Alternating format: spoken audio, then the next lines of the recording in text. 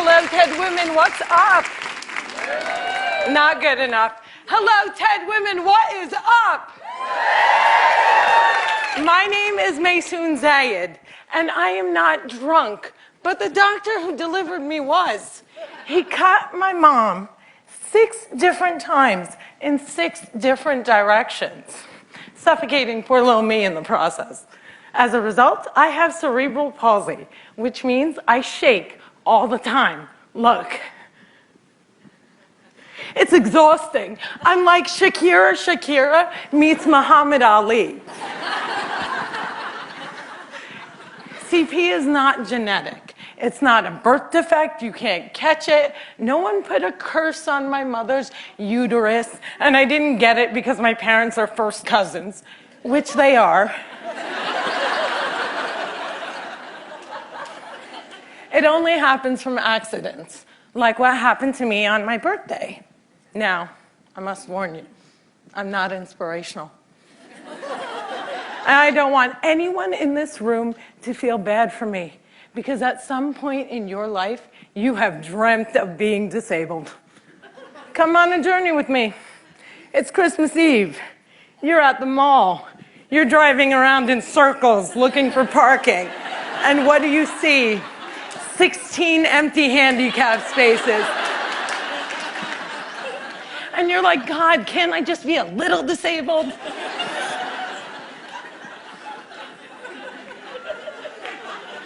Also, I gotta tell you, I got 99 problems and palsy is just one.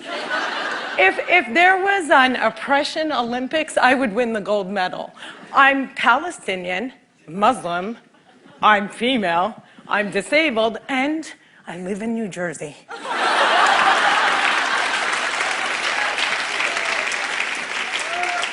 If you don't feel better about yourself, maybe you should. Cliffside Park, New Jersey is my hometown.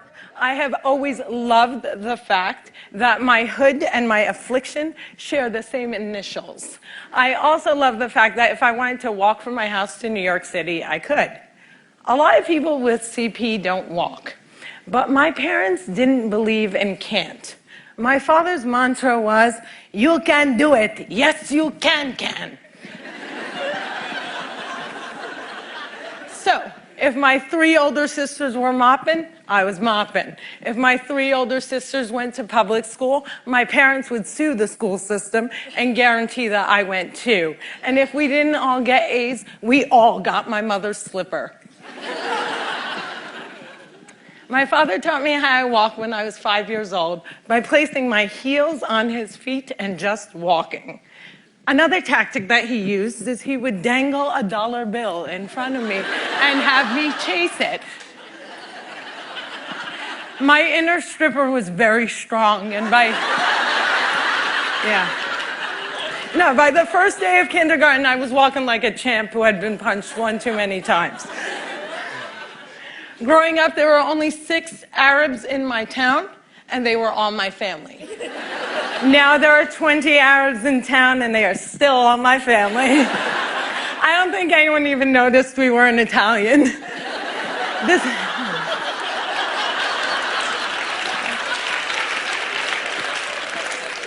This was before 9/11 and before politicians thought it was appropriate to use "I hate Muslims" as a campaign slogan.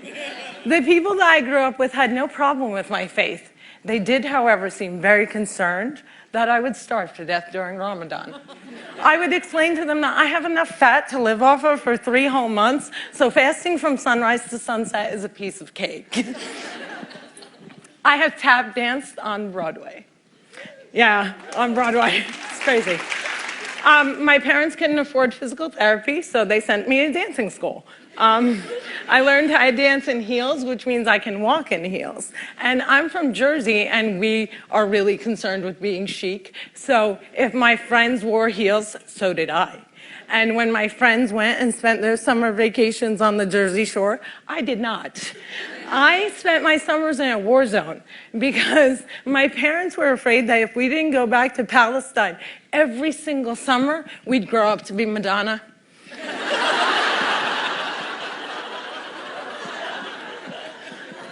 Summer vacations often consisted of my father trying to heal me. So I drank deer's milk, I had hot cups on my back, I was dunked in the Dead Sea, and I remember the water burning my eyes and thinking, it's working, it's working!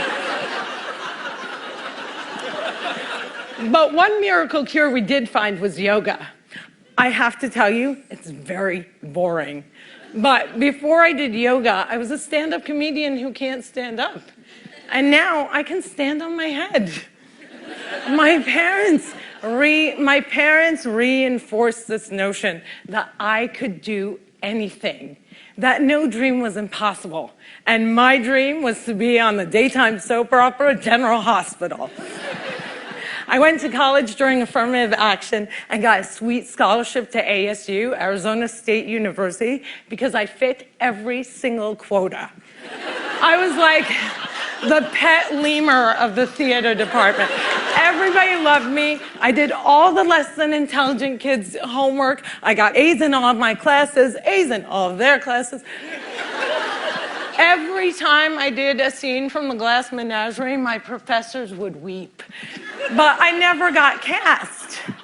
Finally, my senior year, ASU decided to do a show called They Dance Real Slow in Jackson.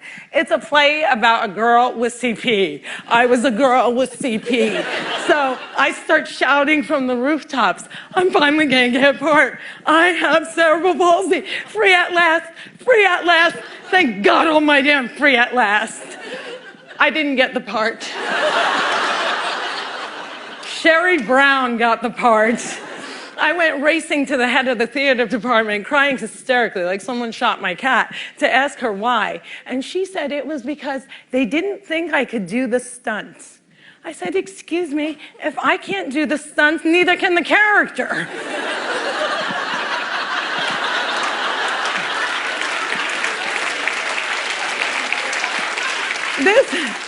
This was a part that I was literally born to play, and they gave it to a non-palsy actress. College was imitating life. Hollywood has a sordid history of casting able-bodied actors to play disabled on screen. Upon graduating, I moved back home, and my first acting gig was as an extra on a daytime soap opera. My dream was coming true.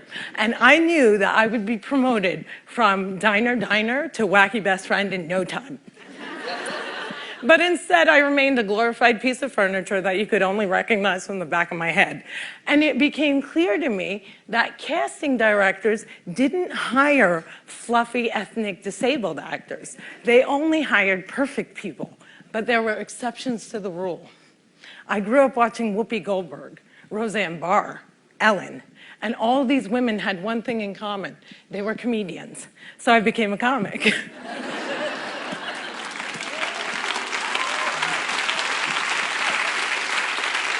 My first gig was driving famous comics from New York City to shows in New Jersey. And I'll never forget the face of the first comic I ever drove when he realized that he was speeding down the New Jersey Turnpike with a chick with CP driving it.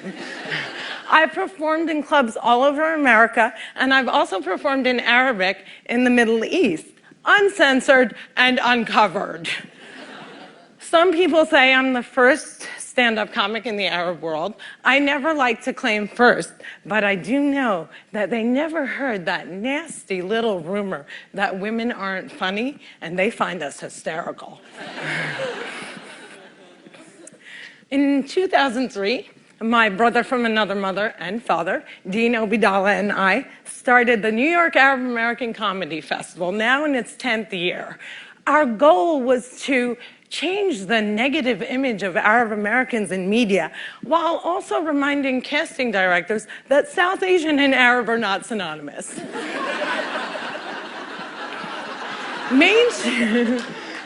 Mainstreaming Arabs was much, much easier than conquering the challenge against the stigma against disability. My big break came in 2010. I was invited to be a guest on the cable news show Countdown with Keith Olbermann. I walked in looking like I was going to the prom, and they shuffle me into a studio and seat me on a spinning rolling chair. So I looked at the stage manager and I'm like, excuse me, can I have another chair? And she looked at me and she went, 5, 4, 3, 2, and we were live, right? So I had to grip onto the anchor's desk so that I wouldn't roll off the screen during the segment. And when the interview was over, I was livid. I had finally gotten my chance and I blew it. And I knew I would never get invited back. But not only did Mr. Oberman invite me back, he made me a full-time contributor and he taped down my chair.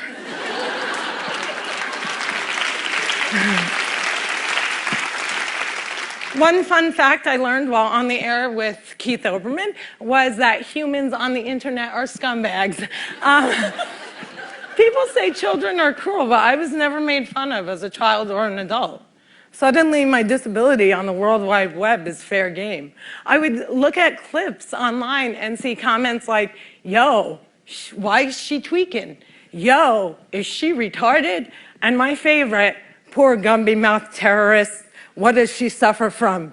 We should really pray for her. One commenter even suggested that I add my disability to my credits. Screenwriter, comedian, palsy. Disability is as visual as race. If a wheelchair user can't play Beyonce, then Beyonce can't play a wheelchair user. The disabled are the largest... Yeah, clap for them, man. Come on.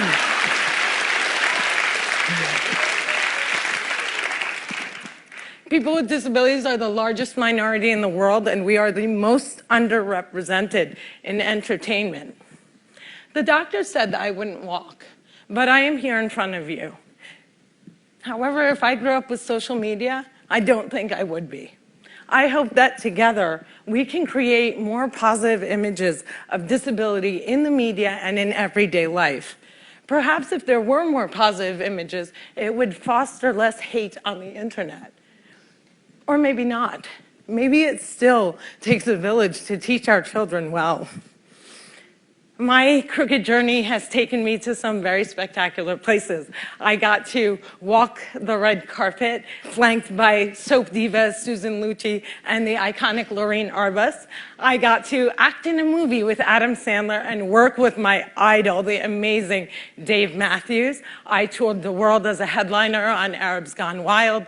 I was a delegate representing the great state of New Jersey at the 2008 DNC, and I founded Maysoon's Kids, a charity that hopes to give Palestinian refugee children a sliver of the chance my parents gave me.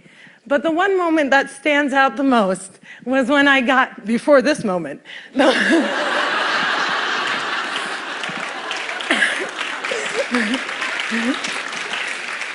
but the one moment that stands out the most was when I got to perform for the man who flies like a butterfly and stings like a bee, has Parkinson's and shakes just like me, Muhammad Ali.